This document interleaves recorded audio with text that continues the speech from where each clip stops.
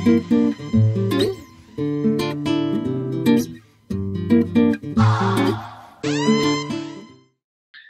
guys, welcome to another episode of Costa Rica Crypto, and today is a little bit, it's a little bit almost surreal for me because I spent the last many months, particularly during the launch, watching this individual and following a lot of his live shows and watching some of the really cool work that he's done for the community. So today I have the opportunity and the pleasure to speak to Kevin Wilcox from EOSGO as well as the EOS Alliance. Welcome, Kevin. It's a pleasure to have you here.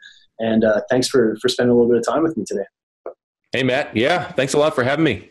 It's hearing you say that is very flattering. You know, it's just mainly Blue Jays and I fooling around there on those EOS radio shows. That's the way we see it.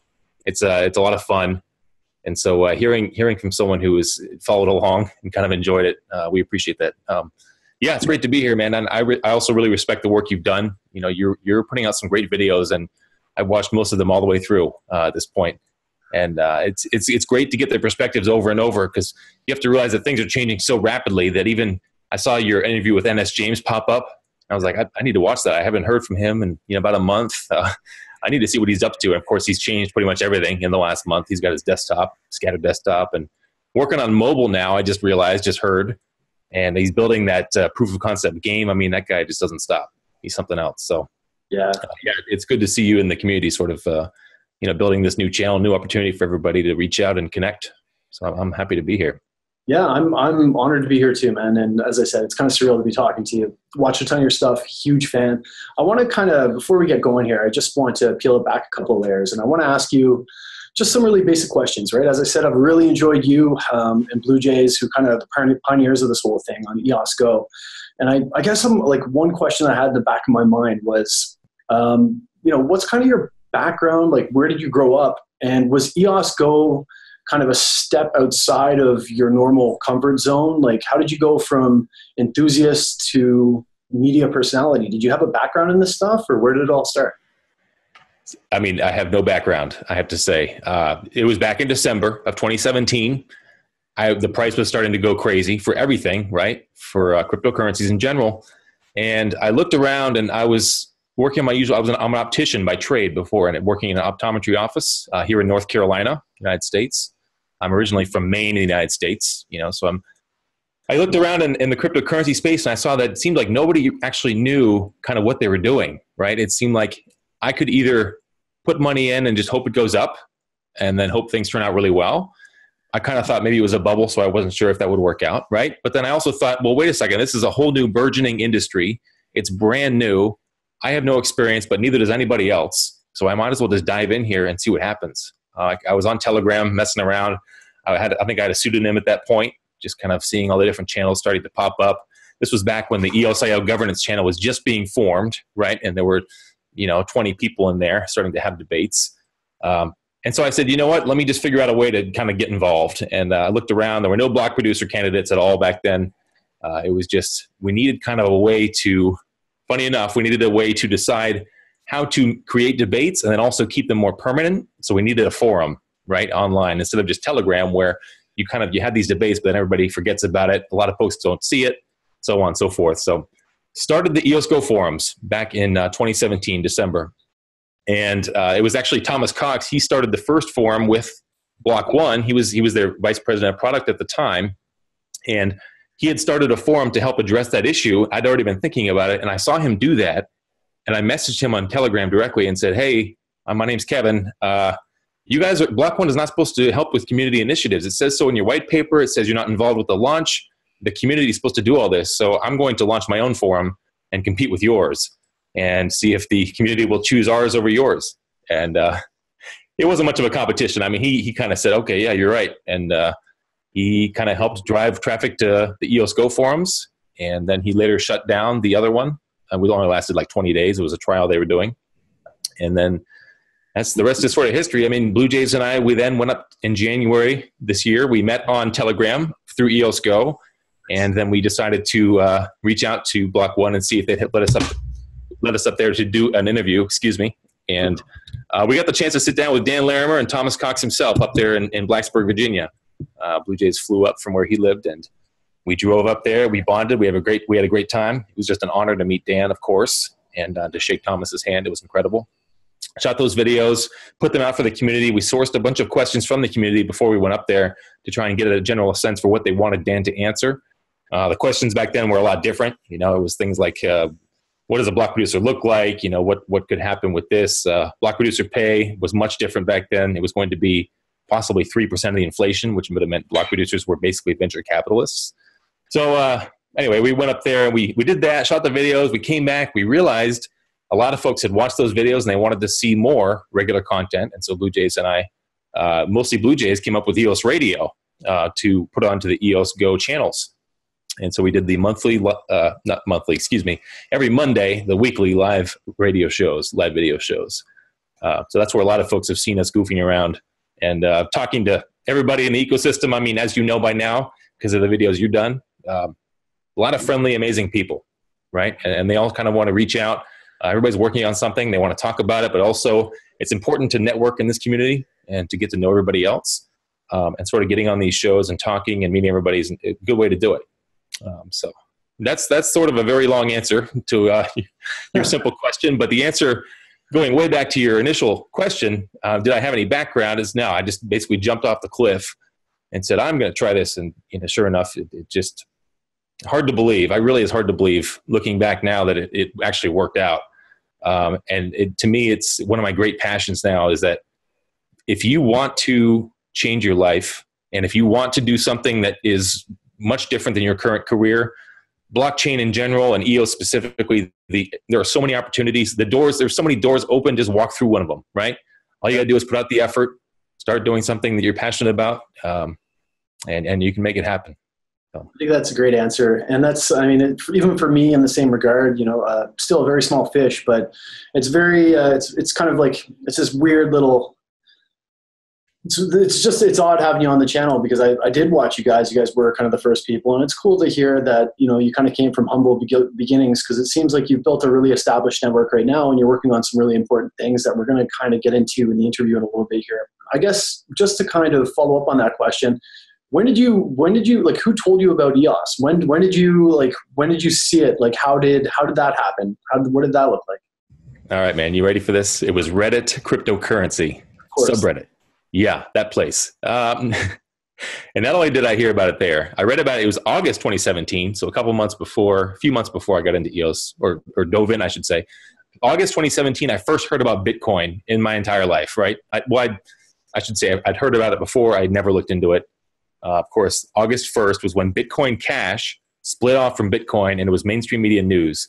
And I saw it, and I started reading into it, and I said, whoa, this is interesting. Of course, right? At first, you're going, wow, this free money? What is this? This is ridiculous. So it fell down the rabbit hole, right? And found out about EOS a few weeks later as I was reading ridiculous, 24 hours a day, just reading about cryptocurrency, trying to learn what the heck it was, what was going on there. Learned about blockchain, decentralization. It all started to dawn on me how incredible this whole technology is. Read about EOS in August on the cryptocurrency subreddit, and they said it was a scam. And so I discounted it. I didn't even look into it. Didn't care, as hard as that is to believe. And so for 2 months, I was just researching all the other coins. And I always had that same question in my mind with, this not going to scale, right? Proof of work doesn't work in my mind for grand scale, for applications. Yep. Fees are never going to work. I can't tell my grandma, hey, you need to go on this shopping site, or you need to go on this new social media site to post pictures of me, your grandson, and you need to pay fees as you do it, Grandma. And she's not going to, she can barely use Facebook to begin with. It needs to be as easy as possible. It needs to be free. It needs to work, right? It needs to scale. So I happened across Dan Larimer's 2017, Consensus 2017 presentation about EOS when he first introduced it at Consensus in New York, May 2017. I read about EOS again on a blog. It said EOS could be good, better than Ethereum. And I was like, all right, well, I'll just look into this scam coin, quote unquote scam coin. And when I saw that presentation and I heard Dan answer every single question I had about cryptocurrency, and he was already working on this on a grand scale with a great project, and he kind of got it, right? He understood Grandma's problems. I didn't know what Steam it was at that point really either. I'd seen it, but I didn't understand it. But it was clear that he was light years ahead of everybody else. There was no competition anymore. And it took me 2 or 3 days to fully wrap my head around the ICO, Why are they raising so much money? Those typical questions. But once it all clicked, it was like the coin market cap didn't matter anymore. It was just EOS in my mind. There were no other coins, projects. None of those they couldn't succeed because they had all those problems that Dan was working on fixing with EOS. So that's around December of that.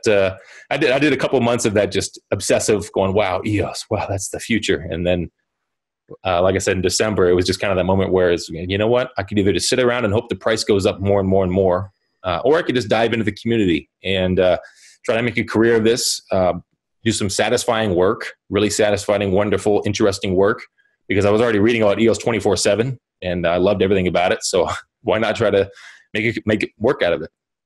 And so there's another long answer for your question, but it's all good. I enjoy it. I know people want to learn a little bit more about you. It's kind of funny that you should mention the whole scam thing, because that's what brought me into it. I saw this and I was like, wait, this doesn't make any sense. Like, this guy's already highly successful. He's made other really, really good projects.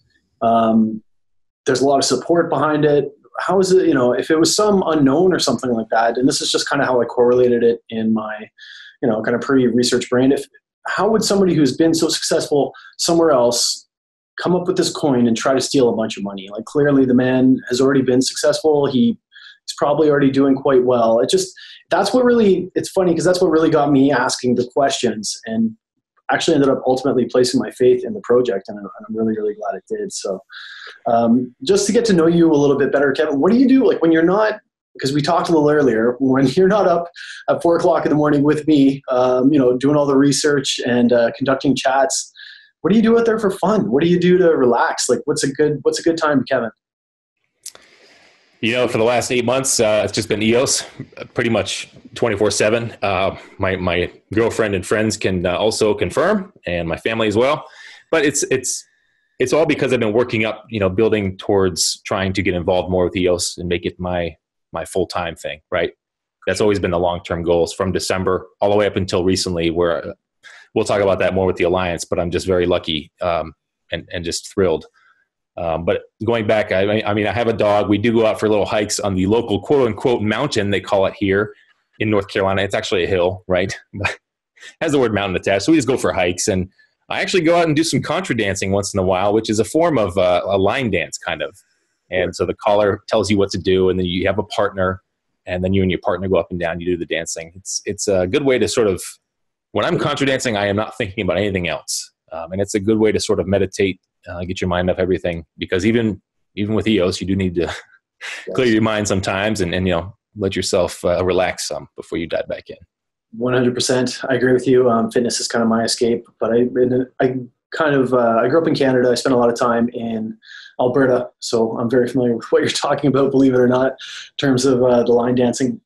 I was going to ask you that we kind of talked about it earlier. You said that everybody has the right to be involved in EOS, and everybody has the right to participate, and that everybody's opinion matters. Where does that conviction come from? Well, I think that, to me, blockchain is about empowering every individual in my mind. And that's mostly what spoke to me when I understood what Dan was getting at with decentralized autonomous communities, DACs, yep, and how aligned incentives could bring everybody towards a goal where they're able to work for their own selves and work in the way they think is best, and to leverage their own skills to the maximum way possible. And because those incentives are aligned, everybody will therefore sort of congeal together and basically sort of move in the right direction together, right? Kind of like one of those big, huge, I've heard Thomas give this analogy before, so I have to give him credit, but it's like those big, huge ball of fish that you see in the ocean, or a bait ball, I think they call it, and just all these thousands of fish moving together sort of in one big ball, and the ball may or may not be going in one particular direction.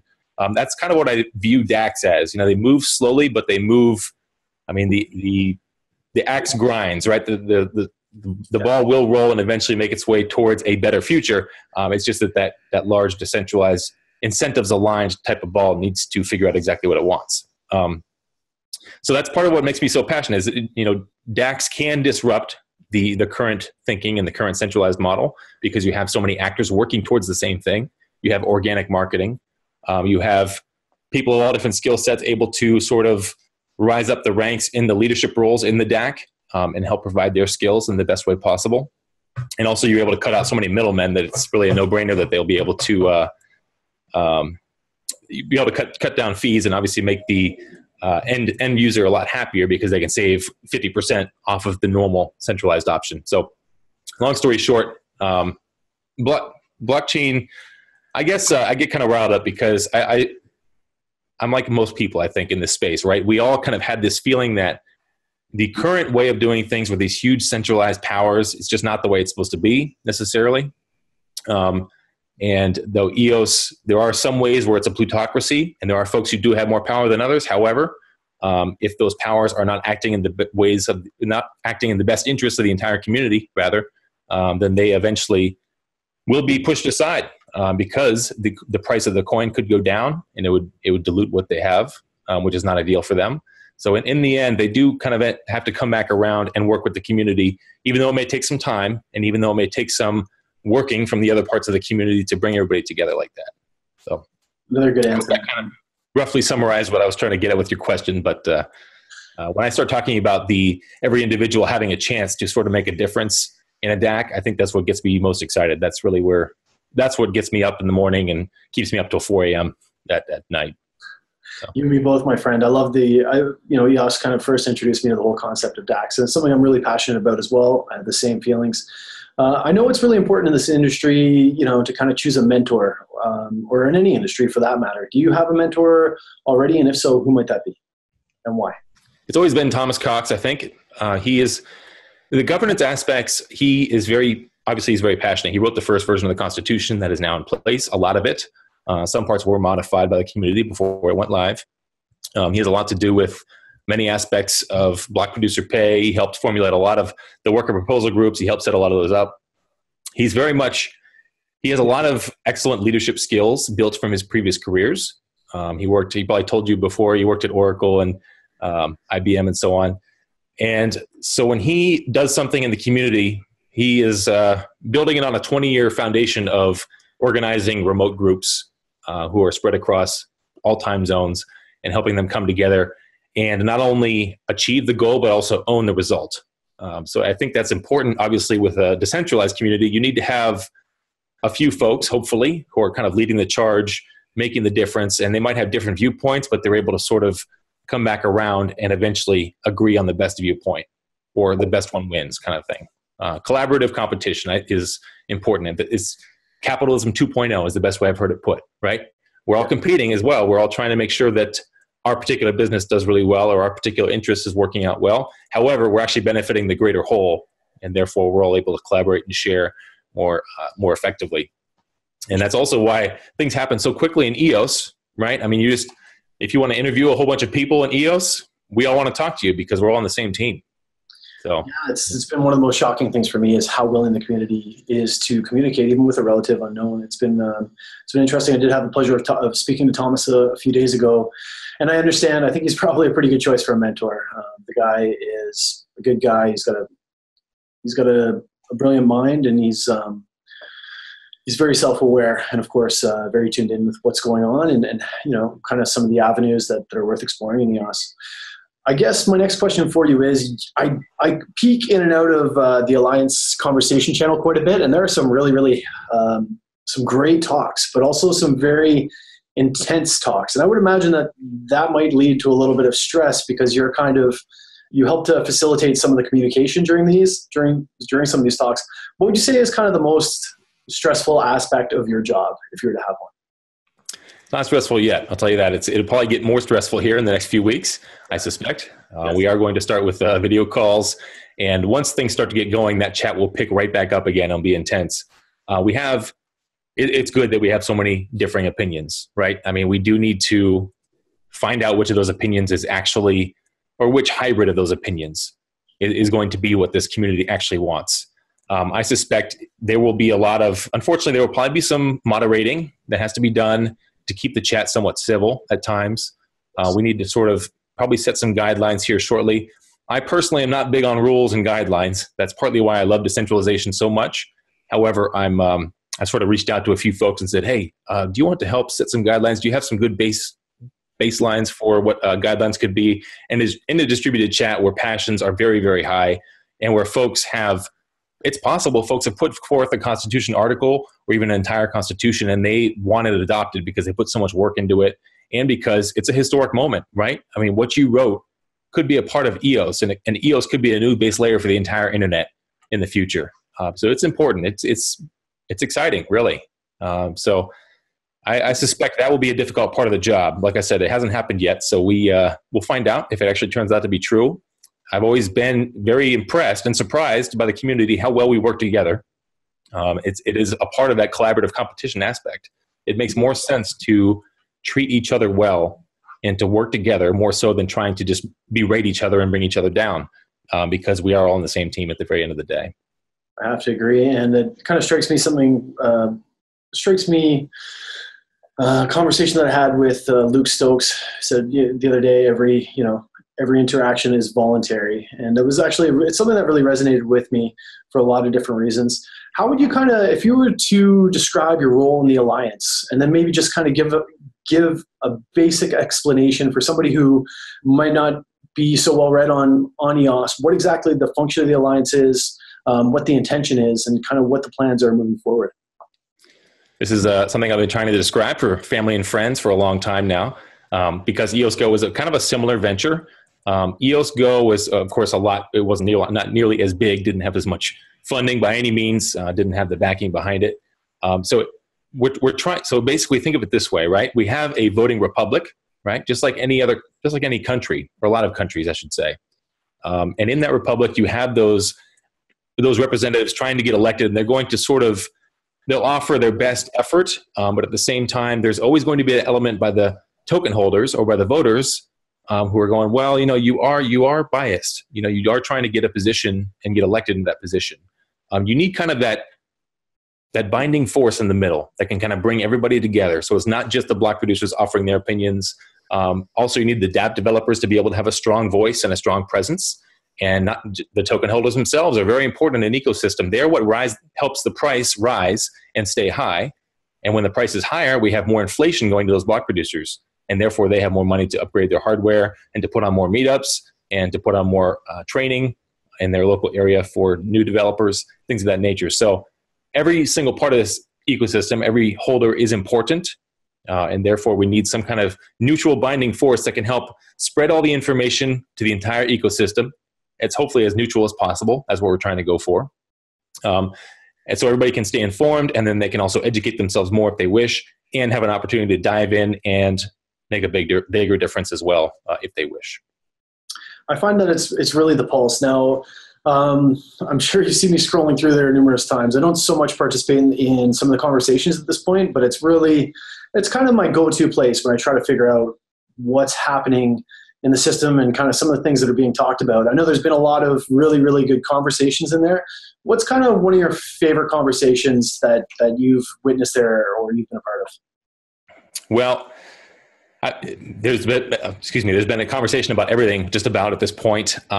ECAF is always a delicate situation. I'm kind of for a governed blockchain in general, I think. I'm not entirely sure. I'm always willing to be swayed to the other side or to another opinion.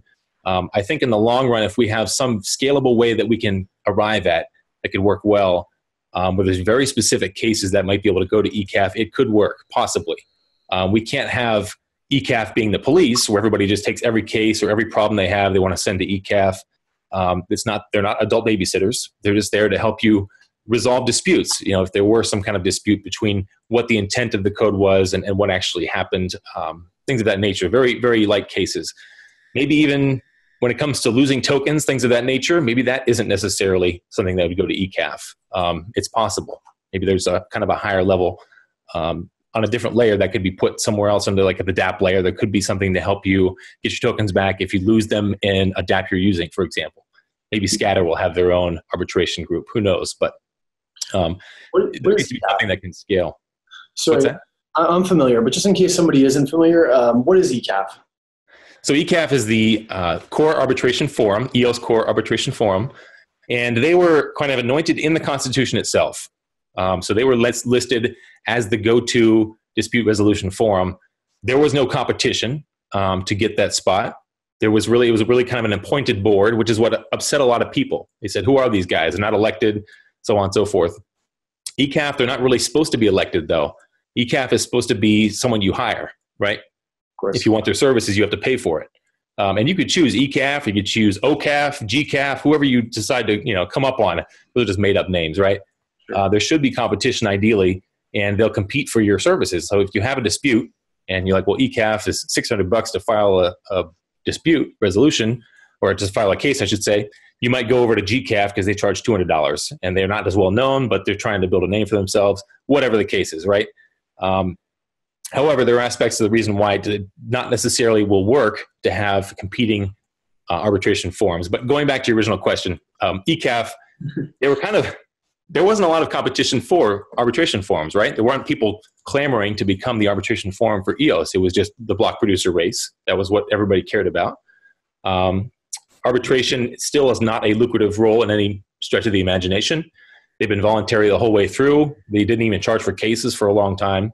And so they became overwhelmed very quickly. They were sort of there. I almost call them a placeholder because they were there to sort of set the first standard and hopefully encourage other arbitration forums to step up, which we have seen with EMAC, which is a group from China. They have had a hard time getting off the ground as well. I think if we had an easier way to help these forums get started, like if there was a clear model for here's how much you should charge, here's how you should advertise yourself, or maybe there was a way that they could start. And then, for example, the Alliance, if people decide they want arbitration down the line, we could help forums advertise themselves, perhaps. A lot of times these arbitrators don't have great PR skills. They're not marketers. They just want to help resolve cases. They're not good with business development, so they may not charge enough money. Things of that nature, right? The folks who are interested in arbitration in general. That's kind of what we've seen with ECAF. The only reason I say that is because they just have not focused on that aspect, and therefore it's been very hard for them to scale up and to make money and to focus on marketing and PR because it's just not in their strength, not their interest. Sure. I hope that answers your question. I think I got way off track again, but excuse me as I do. I tend to, we talk about EOS, man. It's just like I spit everything I know. I want to spit it all out, but and I should say, you mentioned Luke Stokes. I'm a big fan of his. He is a huge DAC fan, of course, right? And I didn't know about him until April, maybe. He kind of came out of nowhere from Steam It. Yep. And he's a great guy. I like Luke a lot. So me too. I think he's super intelligent, and it was interesting. I went to go have a talk with him about EOS DAC, and it just got blown into this big thing where we talked about a lot of life philosophy stuff, and it was really interesting to get to know him a lot more in depth because he has a lot of layers to him, and very intelligent. I think good-natured guy with the best of the community at heart. What would you say to? We talked a little bit about kind of in the pre-talk. What would you say to somebody who just doesn't have the technicality, and kind of has reservations about getting involved and being a part of the community? I noticed that one of the things you're really good at is reaching out to people and just kind of making people feel at ease. And I know that as non-devs and people who come from a background much like ourselves, which may not necessarily have a technical aspect, they're a little bit hesitant to get involved in the community anymore. What could you say ultimately, or what would be your words to encourage them to do so? I think what you're doing now is actually a great example. You're kind of providing that pathway. You're showing folks, hey, as long as you put forth a good effort and you become visible in the community, you answer questions to the best of your ability, and you're helping the community by you're helping a lot of developers, and folks get the word out about what they're doing. Which is important for them. I'm kind of, for folks who are new to the community, they look at me and go, well, who is this guy? I mean, I see him there with the Alliance, but where did he come from? I'm just guessing. I don't know, but it was a while ago, so I think you're providing kind of a good example now. And I think we'll see more folks do that too. As the price starts to go back up, the community will explode again, I imagine. Right. Yeah. So it's really about finding what you like to do and finding what you are good at, and then just doing the best you can with it. And every time someone has a question in the community and you know the answer, just dive in and say, hey, here's what I know, and here's a link to what I found about it, or I know about it. If you do that enough times, people start to recognize your name and see you around, and they start to appreciate what you're doing. I think that's kind of one of the reasons why it's that aligned interest community that kind of really got me excited at first. And we're going back to DAX again, but yeah, it's just a different dynamic. I mean, it's unlike anything else that you're doing, because if you're in a regular community, like say you're on Reddit in a non-cryptocurrency or non-EOS type of Reddit, say you're over in the ponies Reddit, right? Yep. and you want to talk about ponies and you offer some help, you're not specifically, by helping that person out, you're not helping increase the value of whatever they hold, right? You're not helping improve their lives outside of the little factoid that you just gave them. When you do that in EOS, you are potentially, in their mind, or possibly even in the real world, enhancing the value of EOS just a little bit. You know, maybe some whale out there saw one of your videos and he saw NS James talk about scatter, and it lit the light bulb in that guy's mind. He went and did some research. He got his company involved, and now they're building on EOS. So maybe you've made that huge difference. It's the ripple effect. For sure. I think that anyone can do that. You just have to dive in and sort of do what you can do best. For sure. No, I appreciate it. I think it definitely takes all kinds, right? And in order to hit a mass adoption, I mean, that name in itself involves a lot of different characters, a lot of different skill sets, and a lot of different mindsets. So I think that, you know, I appreciate your compliments 100%. And I just really have a good time doing these. I'm honored to be here. But I think that the more people that we can kind of pull into the community from these different mindsets, backgrounds, or just kind of people who may think differently, I think ultimately it's going to benefit the community in a whole. I guess my next question is what, aside from EOSGO and aside from your part in the Alliance, what are kind of your future ambitions and you know, things that you're kind of looking towards as EOS unfolds? This is well, I've always been big about the dApps, right? Way back since we was working with EOSGO, I had this grand eventual goal. I would just love to help build a dApp. This is going to sound dumb, but it's not going to sound dumb. When I first told, when Blue Jays and I met up in January, you know, he flew up to my area and we decided to drive up to sit down with Dan and those guys in Block 1 in Blacksburg. And I told him this. I was like, you know, the whole reason I'm doing this, I want to, my girlfriend, you know, hopefully my future wife, yes. She is in vet school. And so I think when it comes to veterinarians, or it comes to any medical field, or even a lot of professionals, there's just no easy way for them to sort of collaborate and to work together. I think a DAC could be extremely powerful in the hands of researchers, in the hands of anyone in the medical field. It would be ideal if there was some kind of, I'm talking about an in-office piece of software where I'm forgetting the name right now, what they call a point of contact kind of piece of software. They're inputting all their information, having a blank right now. But yep. Ideally that insurance. So basically, if you think about pet insurance, which is a kind of a funny business that is not fully developed up in the United States, pet insurance would be something that would benefit from blockchain, right? Could be a source of revenue to help these veterinarians who are trying to pay their bills. Veterinarians are not paid very much, right? And so ideally we could set up some kind of system where we're able to have we can help them build the software in their offices, and also have customers buying pet insurance for a much cheaper rate than they can get anywhere else. Pet insurance is an exploding industry, but it's also very expensive right now, kind of out of the range for a lot of people. So it would help the end customer, because when you bring your pet into the veterinarian's office, often the veterinarian and the pet owner end up on sort of different sides of what they actually want, because the pet owner's like, well, I want to save my pet, but I don't have $10,000. Yes. Is there anything else we can do? So on and so forth. So I think in general, benefit the animals, you benefit the veterinarians, you're going to benefit the patient as well. So that's kind of something I kicked around in my mind back in December. Started EOSGO with Blue Jays, and it's been pushed way back in my mind. I haven't even thought about it much since. Yeah. I think it's still back there. So I think somewhere way down the line here, when a few years down the line, EOS Alliance is doing great and everything else, I might be able to just start doing that again, and hopefully have the developer contacts from folks that also feel the same way I do eventually. So you might be sitting there right now thinking, like, this guy thinks I'm crazy. But yeah. I'm going to tell you a really quick story, and it's not about me, but I had a French bulldog that I'm very much in love with, still do, Senior Burrito, who is like, he's my little buddy, man. And we first got him, and right off the bat, he got struck with parvo. The fortunate thing was that the bill from the vet ended up being close to $10,000, and we thought we were going to lose him. We didn't, fortunately. And the one saving grace was the fact that we had signed up for pet insurance the day that we bought him, and our $10,000 bill or our $9,000 bill quickly became $400 or $500. So I think I understand. I get it. That's what I'm trying to tell you. I can relate to that, and I think that pet insurance is huge, because they're our family members and we don't have any structure in place, when things happen to them. And man, you get attached to your animals. If there's a way that you can figure out to do it better and do it kind of in a community-based system, I think that's a great answer. So I guess what I'm trying to say is I totally get you, and I like the idea, and I'm looking forward to hearing about the future of that, because I think it's interesting. I do want to ask you, where's your fascination with the community and governance come into play? Like, what really kind of drew you into that? Well, it's the fact that with a centralized entity, you have someone to call when you're in trouble or when you're having an issue, right? Blockchain, you kind of need that as well, I think, for a lot of successful dApps. We'll need that at least. Yeah. That's why the arbitration layer will probably work at the dApp level. When it comes to the wider protocol, I think it can also still work. As I mentioned earlier, we need to have those conversations and really determine and drill in a little more.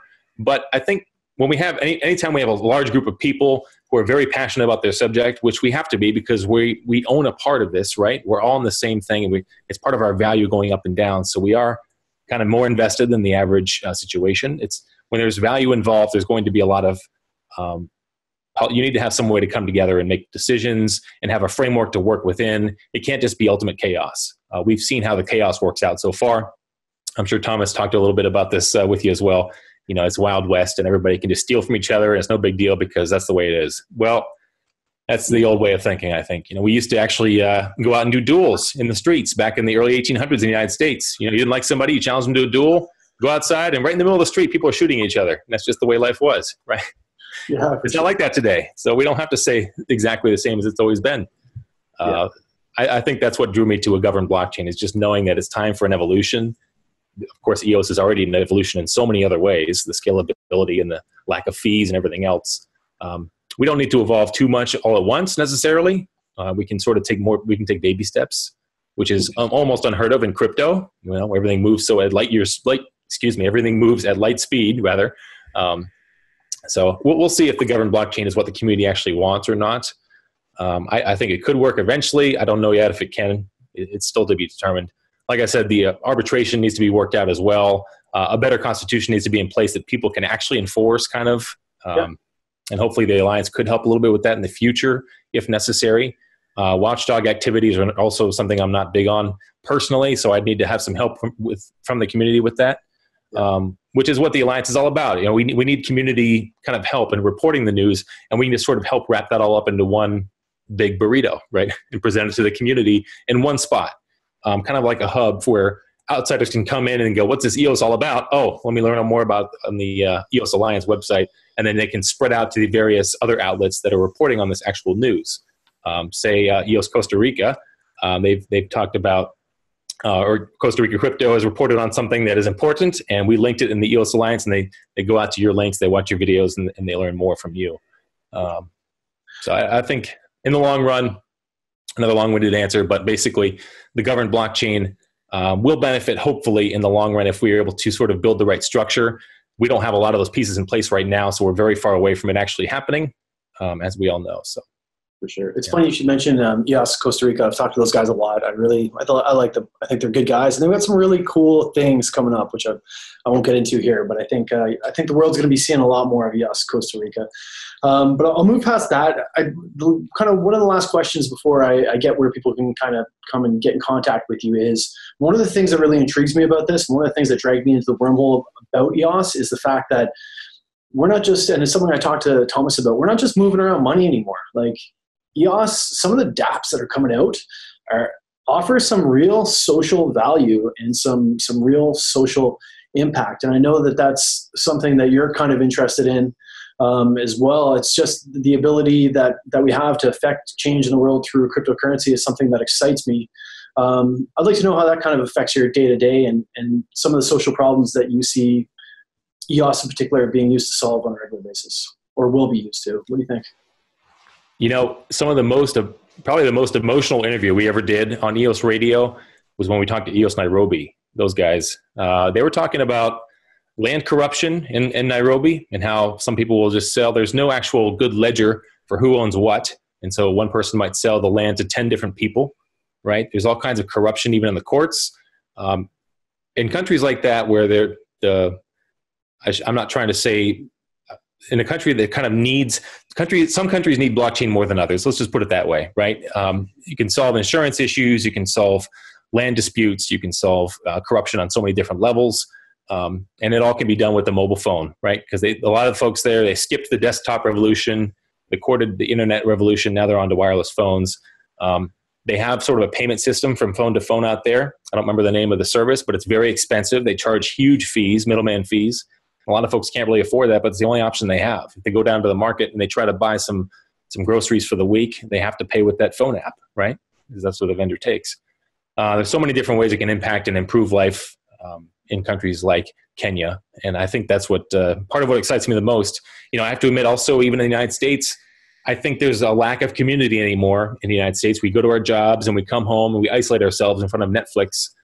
There's no reason to get on and try to involve in a community, get online and get involved in many ways. So I think even Steam It was a great proof of concept. It has a lot of flaws, but it gives you that first look of what a incentivized kind of interest-aligned community could try and do together, right? And it could be more granular. It could be just someone who loves cars and they join the car community, and this group of folks have, whether it's their own crypto or they have some kind of a network set up where you're able to sort of buy cars from each other and get a discount if you use the in-network, and they're able to grow their network that way and grow value for each other, share value. Currency is just the very first application of what value can be, right?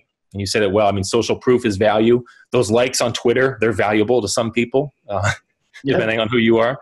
Likes on Facebook, even more valuable to a lot of people because all your friends can see what you did. So all that stuff, if there is some value attached, if someone thinks that's important somewhere, then they should be able to benefit from that value in the long run. Right now, that's not how it is. Obviously, someone else gets to benefit from your value that you're either producing or you're seeing or that you're trying to help with. And I think everybody should be able to, if you're able to sort of provide value and then benefit from that in the long run, instead of just going to your job, providing value for somebody else, and then going back home with your paycheck. If you can actually own what you've done and produced in the world, I think that can sort of mitigate a lot of the feelings of loneliness, might even help with some mental health issues down the line. That's something I'm passionate about as well. So oppression and depression are the two I touch on in terms of oppression in countries that need help, like Kenya, and depression in other countries like the United States, where folks just don't find the value in going to work at a typical job anymore. It's not buying things and just hoping that, you know, you're going to be happy someday is not necessarily working for a lot of people. So we'll see. I mean, that's all just large speculation in my mind. It could be 10 years down the road before we see any changes, even in EOS, to be able to do that on a mass scale, hopefully sooner. I have my fingers crossed for like 3 or 4 years. We'll see. But this is a long-term thing too. We have to keep that in mind. And sorry to interrupt you. I just want to make sure we all keep, hey, you know, if you love EOS, you got to be patient. It's going to take a little while. It will happen. You just have to keep sticking with it. Yeah, two comments from what you just said. Number one, totally agree. Like, we just launched this thing. People are it's opening up a ton of doors. Like, it just got built. Like, the stuff that's happening that we don't even know about, I'm sure, is mind blowing. And you know, a lot of what you just said is touching. I know how passionate you are, and I know that a lot of people appreciate everything that you do in the community. I do. I've been a huge fan for a long time. I always will be. And then one of the things that really fascinates me is just the way that we're beginning to own our own information again through various ways, you know, stuff that we've been giving away for a long time, and some of the decentralized applications that are putting it back in the hands of the people is absolutely mind-blowing. And like you just said, this thing is a baby. Like, it's a hatchling. It just cracked the edge, just coming out. Like, give it some time. I agree. I think that we're going to see some amazing things. You know, as fresh as we are, there's a lot of really cool things being worked on, everything from governance to dApps and that kind of thing. So I guess my last question for you is, if people want to come and they want to talk to Kevin Wilcox, where can they find you? Where can they track you down? And what is the best place to contact you at? And then did you have anything else you wanted to mention before we sign off here? I mean, you guys always hit me out, guys, please. I'm on Telegram all the time, obviously. And at Kev_EOSGO still is my username on there. I haven't changed it. Everybody kind of knows me from that already. So if you want to hit me up, PM me anytime. ping me in one of the channels, and I'll hopefully get to you, and then we can chat about it, whatever you'd like. I mean, I love the community. I love talking to folks and figuring out where everybody's from, what they're doing, and so on and so forth. That's the best place. And you can always email me too if you'd like. I'm Kevin at EOS Alliance now, EOSalliance.io, I should say. So if you have kind of a more formal something, you want to show me something that you're doing on your project, you can always email me as well. Or ping me first on Telegram and then email me. Whatever the case is, I'm down for it. And don't forget to go and check out the EOSGO forum. I'm gonna put all the links that you just mentioned below this video, and I've started posting regularly in the EOSGO forum. And of course, anybody else who has thoughts, questions, opinions, or wants to get involved in the discussion can go there as well. So, Kevin, you're awesome. Thank you so much for taking the time to chat with me today. It's kind of been a little surreal. Huge fan, always will be. I appreciate all the work that you do, and I'm looking forward to talking to you again in the future. Thanks, Matt. I should say, keep up the great work you're doing. I love what you're doing. And I respect the way you're approaching it too. You're putting out great videos. You're working really hard on this, and I love it too. So I'm happy to see you doing this. And I was going to ask if you've reached out to the EOS Costa Rica guys, because I think they're phenomenal. They have they have hardware servers that they're using. They have a great logo. I just love their butterfly logo with the EOS symbols. Yeah. And I'm sure they have amazing projects I don't know about. So I'm hoping that you guys can connect more, and who knows? I mean, I've actually already interviewed them. I posted a video about that, and they're working on like these cool EOS Costa Rica retreats where people and devs and just like people who are fond of the community can come out, hang out here, and then I'll come down and I'll kind of do interviews with some of the devs, and we'll go check out the whole. They've got some really. I'm a huge fan of those guys too. I think they're great. So you can be sure that I'll be working with them in the future and doing some more vids 100%. So that's definitely awesome. Yeah. Good guys. Kevin, it's been a pleasure, man. We will talk to you hopefully super soon, and thank you so much for being here. Thanks, Matt. Okay. See you soon.